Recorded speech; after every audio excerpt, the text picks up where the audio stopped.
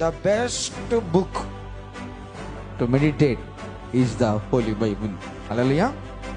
మనిషికి సంబంధించి ఫుల్ ఫ్లెడ్జ్డ్గా తనివి తీరా బ్రతుకంతా ఆయుష్కాలం అంతా సరిపోయిన దివ్యమైన దేవుని జ్ఞానం ఏందనంటే పరిశుద్ధ లేఖనం.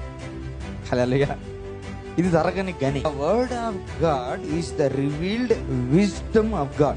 The word of God is the revealed will of God. The word of God is the wisdom of God. అంతే, తిరుగులే అన్నమాట.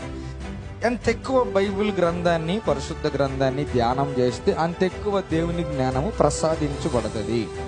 బైబిల్ క్రెడిబిలిటీని ప్రశ్నించాల్సిన అవసరం లేదు. మనిషి మనుగడ సరిపోదు బైబిల్ క్రెడిబిలిటీ ప్రశ్నించేదానికి.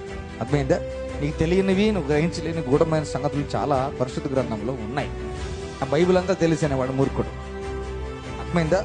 నిజంగా మూర్ఖుడు. డెఫినేషన్ ఆఫ్ మూర్ఖుడు అని చెప్పొచ్చు. తవ్వే కొద్దీ కొత్త అంశాలు బయటపడతా ఉంటే, కొత్త కోణాలు బయటపడతా ఉంటే, కొత్త విషయాలు గ్రహింపుకు అందజేయబడతా ఉంటే అన్నీ తెలుసు అనుకోవడం మూర్ఖత్వం కదా. అన్నీ తెలుసు అనుకున్నప్పుడు అదనపు సరఫరా ఆపివేయబడతాయి.